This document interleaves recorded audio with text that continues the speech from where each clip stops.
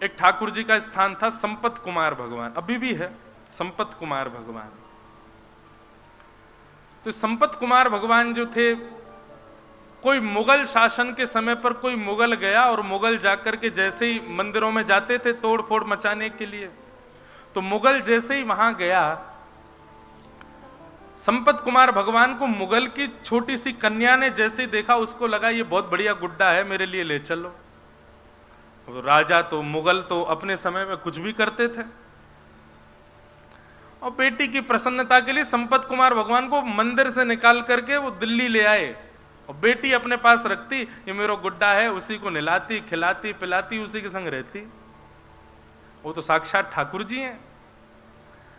एक दिन रात्रि में रामानुजाचार्य जी शयन कर रहे थे, संपत कुमार भगवान स्वप्न में प्रकट हो गए। प्रकट होकर बोले, तुम आराम फरमा रहे हो, आनंद कर रहे हो, और यहाँ पे हमको ये मुगल लोग ले आए हैं गुड्डा समझ करके, इनकी बेटी हमारे संग में ऐसे खेलती है जैसे गुड्डा गुड़िया का खेल। ठाकुर जी रामानुजाचार्य जी बोले, भगवान आज्ञा करो, क्या करें? बोले, आज्ञा क्या करें, जल्दी आओ, हमको लेके जाओ यहां से। तो रामानुजाचार्य जी अपने हजारों शिष्यों के साथ दिल्ली आए, और दिल्ली में उस बादशाह के दरबार में जाकर के स्वामी श्री रामानुजाचार्य जी ने निवेदन किया, हमारे ठाकुर जी को तुम्हारी बेटी गुड्डा मान करके अपने संग ले आई है। हमारे ठाकुर जी हैं, वो कोई गुड्डा गुड़िया नहीं है, उनको हमको वापस कर दो। और जो मुगल राजा था वो कहने लगा, बोले कि मैं कैसे मानूं वो तुम्हारे ठाकुर जी हैं। और भाई तुम लोगों के यहाँ तो ऐसा भाव है ना कि ठाकुर जी किसी से ज्यादा रीझ जाएं तो उसके पास चले भी जाते हैं, खा भी लेते हैं, पी भी लेते हैं, आनंद करते हैं। यदि तुम्हारे ठाकुर जी हैं तो तुम यहीं खड़े खड़े बुला दो, वो अपने आप कमरे से निकल के आ जाएं। यदि वो आ जाएंगे तो तुम ले जाना, और यदि वो नहीं आए तो चुपचाप यहां से चले जाना। ठाकुर जी को वो जो भी हैं वो यहीं रहेंगे, मेरी बेटी खेलती है उनके साथ। रामानुजाचार्य जी वहीं बैठ गए, नेत्र बंद करके ध्यान किया संपत कुमार भगवान का, और कहा, हम हजारों किलोमीटर पैदल चल करके दिल्ली तक आ गए हैं, अब आप कृपा करो, आप कक्ष से निकल करके बाहर आ जाओ, अपनी प्रभुता प्रस्थापित करो, चलो हमारे साथ। नेत्र बंद करके प्रार्थना की तो ठाकुर जी उनके चित्त में आकर के कहने लगे, बोले, ये कलयुग है, और कलयुग में मैं अर्चक के अधीन होता हूं। अर्चक चाहेगा तो सोऊंगा, अर्चक चाहेगा तो उठूंगा, अर्चक खिलाएगा तो खाऊंगा, अर्चक नहलाएगा तो नहाऊंगा। मैं अपने योग बल से कुछ नहीं करता हूं, मैं अर्चक के अधीन होता हूं। आप ही कक्ष में आइए, मुझको लेकर के जाइए। और जब ठाकुर जी इतना प्रवचन सुनाने लगे तो रामानुजाचार्य जी को गुस्सा आ गया ठाकुर जी पे। बोले, हम इतने 1000 किलोमीटर पैदल चल के आ गए, वैसे आपको कुछ भी करना हो तो उसमें कोई विधान नहीं आपका है, बलि के यहाँ जाके 2 पग से 3 लोग नाप लेते हैं, खुद के मन में आ जाए तो कुछ भी करोगे, लेकिन हम कह रहे हैं तो अब आप यहाँ पे आकर के, मैं तो अर्चक के अधीन हूं, वो चाहेगा तो ही चलूंगा, वही चाहेगा तो ही करूंगा, बैठे रहो यहीं पे, हम जा रहे हैं वापस यहां से। ठाकुर जी पर जब थोड़ा क्रोध किया तो ठाकुर जी को ऐसा भाव आया कि ये मेरे पिता हैं और मैं इनका पुत्र हूं, और उसी भाव से देखते ही देखते बादशाह के सामने अपने आप संपत कुमार भगवान की प्रतिमा चल करके आई मूर्ति, और कमरा से बाहर आकर के श्री रामानुजाचार्य जी की गोद में आकर के विराजमान हो गया। रामानुजाचार्य जी ठाकुर जी को हृदय से लगाए, बादशाह भी नतमस्तक हो गया, और रामानुजाचार्य जी ठाकुर जी को लेकर के आए, पुनः मंदिर में स्थापित किया, उनका प्राण प्रतिष्ठा हुई। प्राण प्रतिष्ठा महोत्सव के बाद देखा तो वो राजा बादशाह जो था वो अपनी सेना और अपनी पुत्री के साथ द्वार पर खड़ा था। रामानुजाचार्य जी बोले, आप क्यों आए हैं? बोले, महाराज, मेरे जीवन में मेरी सबसे बड़ी प्रसन्नता केवल मेरी बेटी की प्रसन्नता, और जब से आपके ठाकुर जी चले गए मेरी बेटी बहुत रोती है, आप कृपा करो भगवान, मेरी पुत्री को एक बार उनका दर्शन करा दो। रामानुजाचार्य जी उस बालिका को दूर मंदिर के दूर से ही, जैसे ही गर्भगृह में बैठे संपत कुमार भगवान को दिखाया, ठाकुर जी के मुख पर मुकुट देख करके, शंख चक्र गदा पद्म चतुर्भुज रूप में ठाकुर जी का दर्शन करके, उस बादशाह की जो पुत्री थी उसने वहीं प्राण त्याग दिए ठाकुर जी को देखते देखते। रामानुजाचार्य जी के चित्त में भाव आया, बोले कि ये ठाकुर जी को नहीं, ठाकुर जी इसको स्वीकार कर चुके हैं। और तभी उन्होंने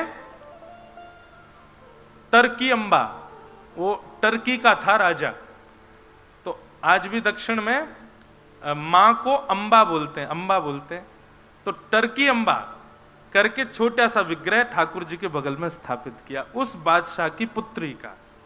और आज भी साल में एक दिन आता है, उस दिन ठाकुर जी का उस कन्या से विवाह होता है, और ठाकुर जी उस दिन पठानी कपड़े पहनते हैं, क्योंकि वो टर्की के बादशाह की पुत्री है।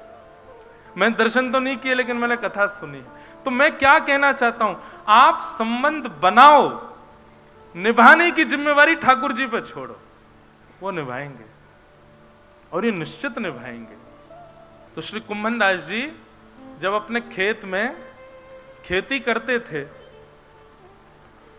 तो कुंभन दास जी तो आगे हल लेकर के चलते थे, और पीछे पीछे हमारे श्री गिरधर गोपाल जी हाथ में बीज लेकर के बोते हुए चलते, उछालते हुए चलते कुंभन दास जी के साथ में। वो खेत आज भी हैं गोवर्धन में, जहां ठाकुर जी अपने हाथ से बुवाई करवाते थे कुंभन। और ये कोई 5000 वर्ष द्वापर पहले की बात नहीं है, इसी कलिकाल में, आज से 450-500 वर्ष पहले, जब श्रीनाथ जी गोवर्धन में विराजते थे, तब की घटना है।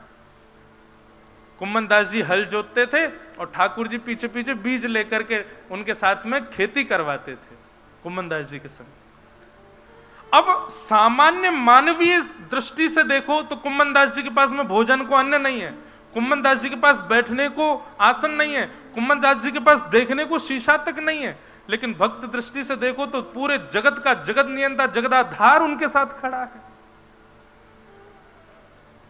खेती करते, ठाकुर जी पीछे लिए लिए उनके साथ खेती करवाते।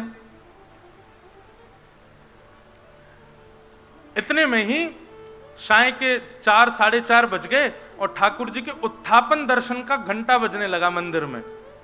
ठाकुर जी वहीं खड़े हैं कुंभन दास जी के साथ, ठाकुर जी वहीं खड़े हैं, संध्या का दर्शन का घंटा बजने लगा मंदिर में, और कुंभन दास जी हल आदि छोड़ करके दौड़े, और कुआं से जल्दी जल निकाला, अपने पांव धोने लगे, हाथ पोंछने लगे, मुख पर जल डालने लगे। ठाकुर जी बोले, ए कुंभना क्या कर रहा है? ए सुनना रे, मंदिर को घंटा बज गो, दर्शन करवे जाऊंगो। ए बाबड़े, मैं तो तेरे संग खड़ा हूं, मैं तेरे पीछे ही खड़ा हूं, मंदिर काय को भाग रहा हूं? फिर देख कैसो बाबड़ो, मैं संग ही बैठा हूं, संग ही खा रहा हूं, संग ही सब लीला कर रहा हूं, फिर वो मंदिर भाग रहा है। कुंभन दास जी बोले, ठाकुर जी ये मेरे ऊपर कृपा है कि आज आप मेरे साथ खड़े हैं, मेरे साथ खाते हैं, मेरे साथ लीलाएं करते हैं, परंतु इस स्थिति में मुझे पहुंचाया तो मंदिर नहीं है ना, उस मंदिर का त्याग मैं नहीं कर सकता। जिस स्थिति, जिस मंदिर ने आपको इस योग्य मुझे बनाया, पहले आप नहीं आते थे तब आप मुझे वहीं मिलते थे, पहले जब आप मेरे साथ नहीं रहते थे तब मैं आपको वहीं देखता था, और आज आप मुझे मिल गए तो मैं उस स्थान का त्याग क्यों कर दूं? और दूसरी बात, यहां आप मेरे प्रेम के बल से आते हैं प्रभु, आज आ रहे हैं कल आएंगे इसकी कोई गारंटी नहीं है, पर मंदिर में तो आप आचार्य के आचार्यत्व से प्रतिष्ठित होकर के बैठे हैं, वहां से आप कहीं नहीं जाओगे, इसलिए मंदिर का त्याग मैं कभी नहीं कर सकता। ठाकुर जी संग खड़े तब भी कुंभन दास जी मंदिर भागते कि मैं मंदिर में दर्शन करूंगा। वही श्याम सुंदर जो अभी अभी हल चलवा करके आए हैं, उन्हीं के सामने जाते, किसी में प्रचार नहीं करते कि देखो मेरे संग अभी हल जुतवा के आयो, मेरे संग अभी खेत जुतवा के आयो, ऐसा नहीं कहते। जाते सीधे उसी भाव से दर्शन करते जैसे मानो 4-5 दिन बाद या 4-5 महीने बाद किसी वैष्णव को दर्शन हुआ हो। दोनों भुजाएं उठा लेते, नेत्रों से आंसू गिरने लग जाते, एक खंभ की टेक लेकर के वहीं खड़े खड़े पद सुनाते ठाकुर जी को गा के। 5 मिनट पहले ही जो क्रीड़ा करके आए हैं ठाकुर जी, उन्हीं ठाकुर जी का वही श्रृंगार है, वही स्वरूप है, वैसे ही सब कुछ है। वही ठाकुर जी जब जाकर के गर्भगृह में विराज गए तो श्री कुंभन दास जी बिल्कुल ऐसे हो जाते हैं जैसे बिल्कुल अभी अभी देखा हो। और देख करके अपनी स्थिति को कहते हैं कि क्या कहूँ, किससे कहूँ अपने हृदय की वेदना। इतने प्यारे हैं श्याम सुंदर, इन्होंने चित्त मेरा हरण कर लिया है। इतने सुंदर सुंदर रों हैं ठाकुर जी के, ऐसे सुंदर सुंदर अलकावली, ऐसे सुंदर अंग हैं ठाकुर जी के कि एक अंग को भी एक जीवन पर्यंत देखो तो भी कम पड़ जाएगा, ऐसे सुंदर हैं श्याम सुंदर। कुम्मन दास जी का प्रसंग हमने क्यों उठाया था?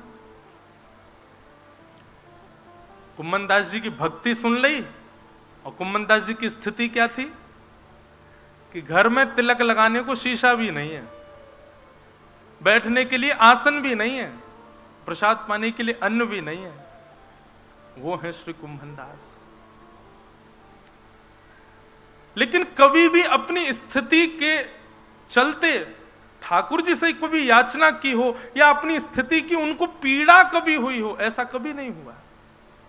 इसको कहते हैं तापत्रयोन्मूलनम। हमें अपनी पीड़ा दिखाई देती है, अपनी पीड़ा समझ आती है, अपनी पीड़ा का अनुभव होता है और ठाकुर जी से कहने की इच्छा होती है, तो अभी आप भगवदीय नहीं हुए हो। ये प्रेम का स्वभाव तो संसार में भी है कि जिससे हम बहुत प्रेम करते हैं ना, वो सन्मुख यदि आ जाए तो हम छुपाते हैं कि हम पीड़ा में, उसको नहीं बताते। तो फिर ठाकुर जी को क्यों बताते हैं हम? तापत्रयोन्मूलनम। और यदि पीड़ा अपनी दिखती है, बहुत पीड़ाओं का अनुभव होता है, तो आइए भागवत जी की शरण में, यही करेंगी आपको, तापत्रयोन्मूलनम। फिर अनुभव नहीं होगा।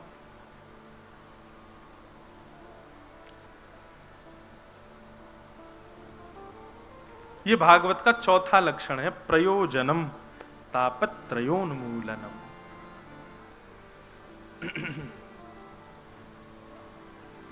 वृंदावन में कई ऐसे रसिक संत हैं, एक दो उनको तो मैं भी जानूं, वो मधुकरी पाकर के प्रसाद, मधुकरी लेकर के और मधुकरी पाते हैं। और मधुकरी भी ऐसे नहीं पाते कि गए आपके यहां और मधुकरी लेकर के आए तुरंत पा ली, नहीं।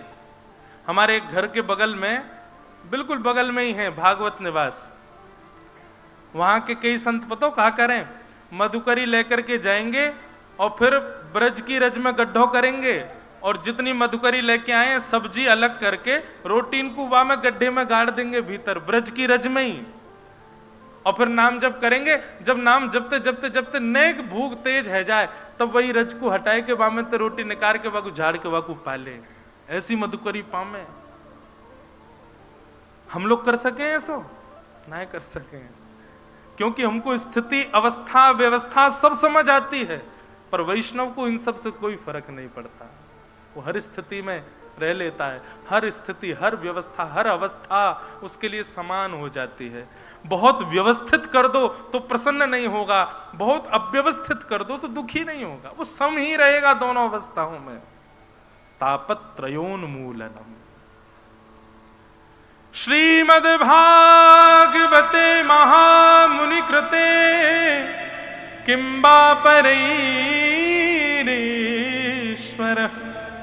सद्यो हृद्यवरुध्यते त्रिकृतभिः शुश्रूषुभिस्तत्क्षणात्। ये सारे लक्षण प्रदान करने की सामर्थ्य है श्रीमद् भागवत में।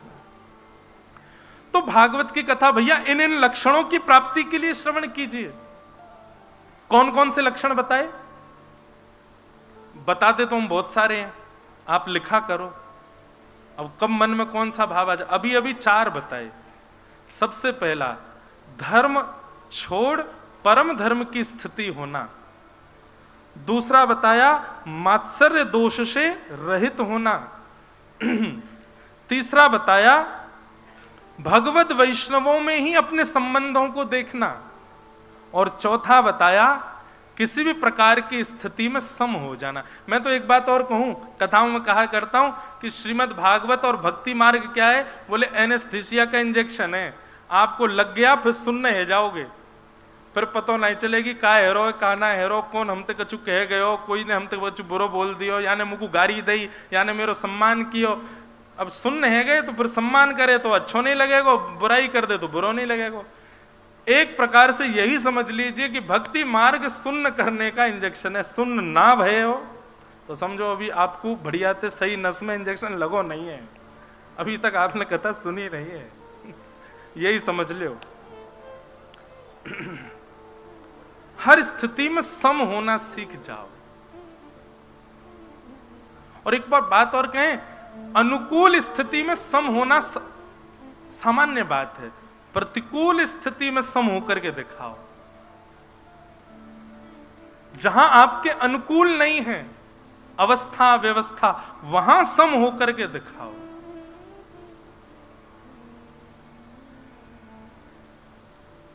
भक्ति बड़ी कठिन है, जिसको हम बड़ी आसानी से कर रहे हैं और दिखा रहे हैं कि देखो हम भक्त हैं, बहुत कठिन। इस प्रकार श्रीमद् भागवत का मंगलाचरण गाया गया। 2 श्लोक हुए, अब तीसरा श्लोक। निगम कल्प तरोर्गलितम फलम सुख मुखादमृत द्रव संयुतम पिबत भागवतम रसमालयम मुहुर्हो रसिका भुवि भावुका। निगम कल्प तरोर्गलितम फलम सुख मुखादमृत द्रव संयुतम। वेद रूपी कल्प वृक्ष का पका हुआ फल है श्रीमद् भागवत। वक्ता को चाहिए सुख मुखाद अमृत द्रव संयुतम। वक्ता को चाहिए इस व्यासपीठ पर सुख बनकर के बैठे, तोता बनकर के बैठे। अब ये तीसरा श्लोक जो है ये वक्ताओं के लिए। वक्ता को चाहिए कि जब व्यासपीठ पर बैठे तो अपने अंदर ये भावना लाए, जैसी भावना एक सुख की होती है, जैसी भावना एक तोते की होती है। तोते का स्वभाव कैसा होता है, सुख का स्वभाव कैसा होता है? वो वृक्ष में सबसे मीठे फल को ही चखता है। सुख का ही स्वभाव होता है। सुख ने जिस फल पर मुख लगा दिया, निश्चित है 110% है कि वो फल मीठा ही होगा। आजकल तो नहीं मिलते, हमें तो अभी तक बहुत दिनों से ऐसा मिला ही नहीं कोई फल।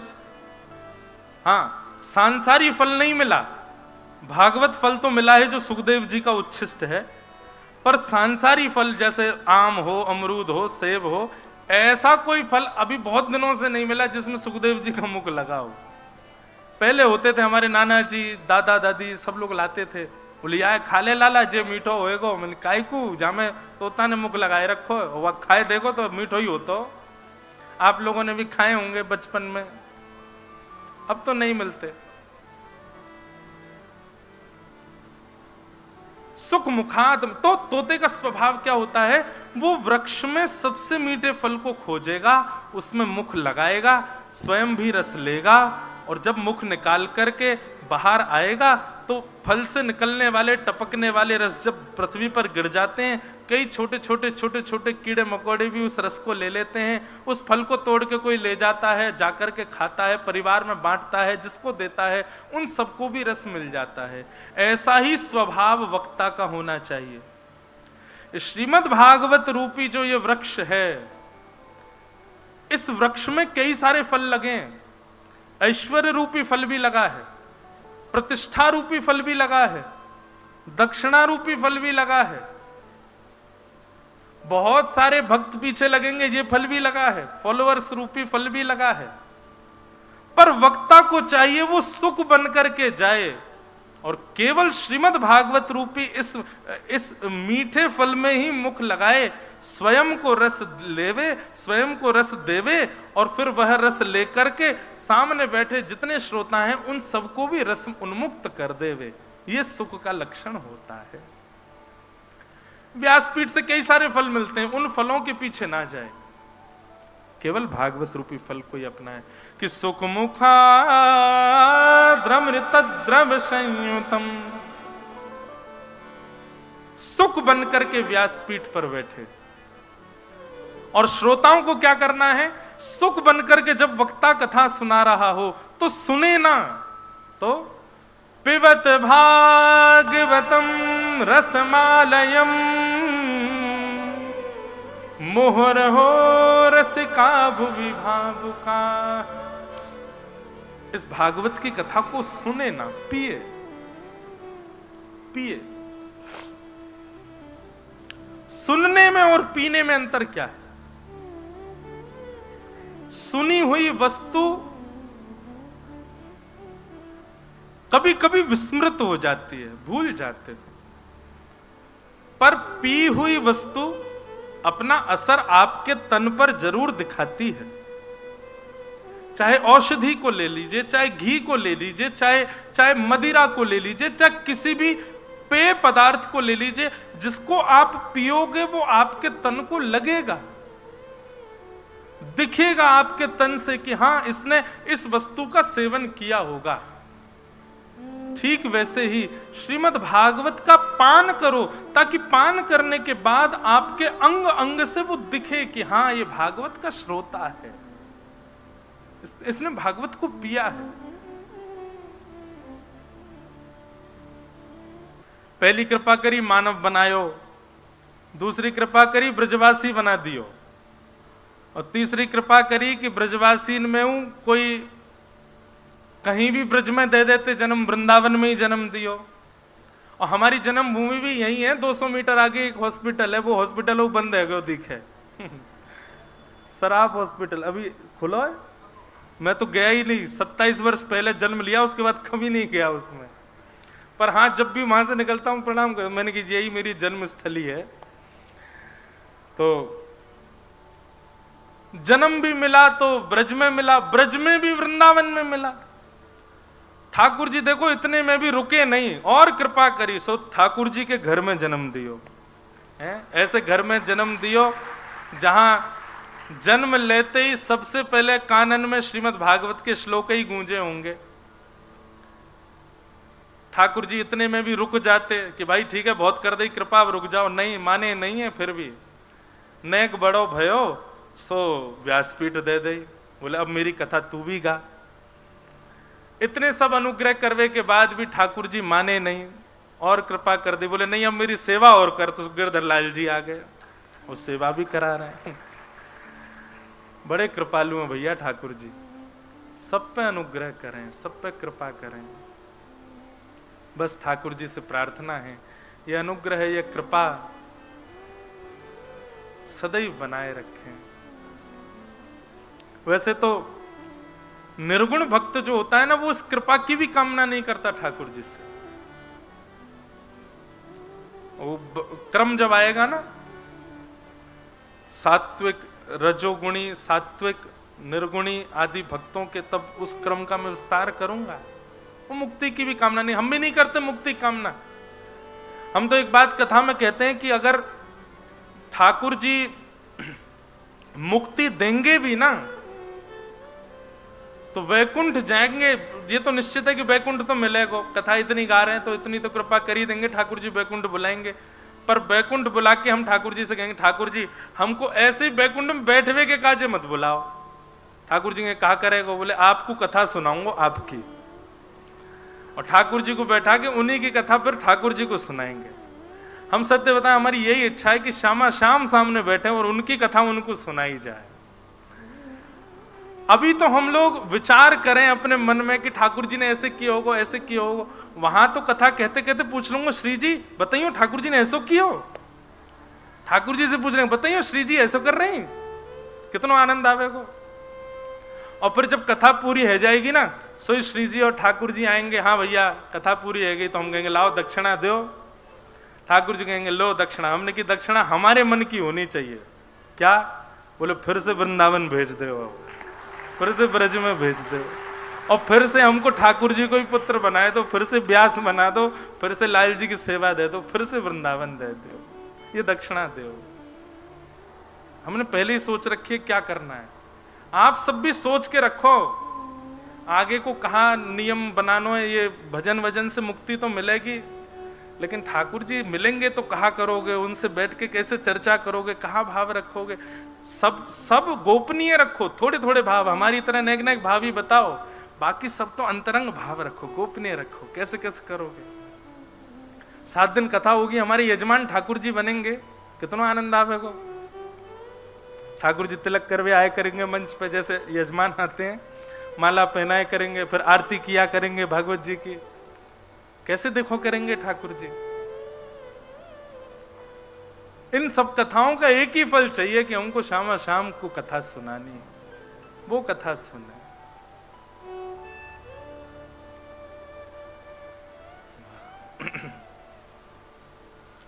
एक विनय पत्रिका का एक पद है गोस्वामी तुलसीदास जी का, इतना सुंदर पद है।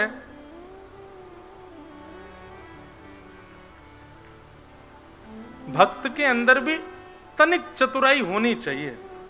जैसे हमारी चतुराई की हम दक्षिणा वृंदावन मांगेंगे, ऐसी चतुराई ठाकुर जी से भक्ति मांगवे की हो तो अच्छा है। श्री गोस्वामी तुलसीदास जी महाराज विनय पत्रिका में ठाकुर जी से एक भाव कह रहे हैं, हरि जी तुम बहुत अनुग्रह कीन्हो, हरि जी तुम बहुत अनुग्रह कीन्हो। गाओ, हरि जी तुम बहुत अनुग्रह कीन्हो, हरि जी तुम बहुत अनुग्रह कीन्हो, हरि जी बहुत अनुग्रह कीन्हो। जब तक पद मिल नहीं जाए दोहराते रहो, हरि जी तुम बहुत अनुग्रह। अच्छा एक और बात है, जब तक मिलेगा नहीं, जब तक मैं ढूंढता रहूंगा, और जैसे ही प्रसंग से आगे बढ़ूंगा सुई निकल आवे वो। कितनी बार कथाओं में ऐसा होता है, हरि जी तुम बहुत अनुग्रह कीन्हो, हरि जी तुम बहुत अनुग्रह कीन्हो, प्रभु जी तुम बहुत अनुग्रह कीन्हो, प्रभु जी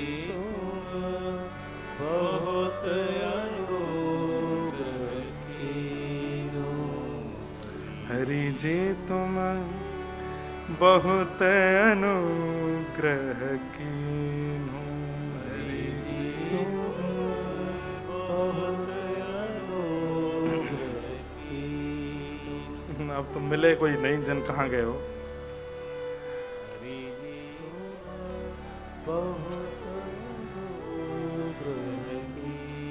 लो भैया एक पंडित आपने ढूंढ के दो यहाँ में से, तब तक हम आगे को प्रसंग कहें।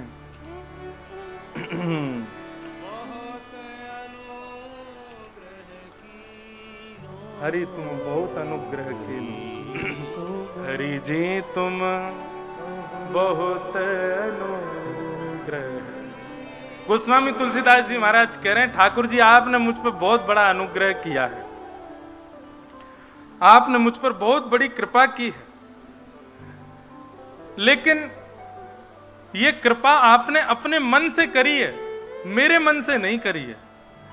मैं भी कछु चाहूं नाथ आपसे, और वो जो चाह रहे हैं ना, इतना सुंदर पद है। कभी ठाकुर जी से अभी मिल जाएगा तो गाएंगे आगे। तो हम तो यही भाव रखते हैं, ठाकुर जी आपने इतना अनुग्रह किया है, इतने सब कृपाएं करी हैं, बस एक कृपा और कर दी हो, एक बार हमसे कथा सुन लो यजमान बन के, और फिर दक्षिणा में वृंदावन दे दियो। बधाई में दीजो श्री ब्रज धाम, बधाई में देखो दूसरों पद गाती मिल गए हो ना। ये ठाकुर जी की लीला है भैया। साधन धाम विबुध दुर्लभ तन, साधन धाम विबुध दुर्लभ तन, मोहि कृपा कर दीन हो, मोहि कृपा कर दीन हो, हरि जी तुम बहुत अनुग्रह कीन्हो, हरि जी तुम बहुत अनोखी। ठाकुर जी, आपने मुझ पर कितनी बड़ी कृपा करी। साधन धाम विबुध दुर्लभ तन। आपको पता भागवत में ठाकुर जी कहते हैं सबसे ज्यादा दुर्लभ क्या है संसार में। लोग कहते हैं कि हम पर भगवान की कृपा नहीं है। ठाकुर जी श्रीमद् भागवत कहते हैं नृदेह माध्यम सुलभ, नृदेह माध्यम सुलभम सुदुर्लभम प्लवम सुकल्पम गुरु कर्ण धारम मयानुकूलेन नभस्वते ऋतम पुमान भवाब्धिम न तरेत्स आत्मा। इस संसार में सबसे ज्यादा दुर्लभ यदि कुछ है, सबसे ज्यादा कठिन यदि कुछ है, तो वो है मानव शरीर प्राप्त होना। हमको वो मिला हुआ है। कृपा तो उसी समय हो गई जिस दिन ठाकुर जी ने विचार कर लिया कि इसको मानव बनाना है। मानव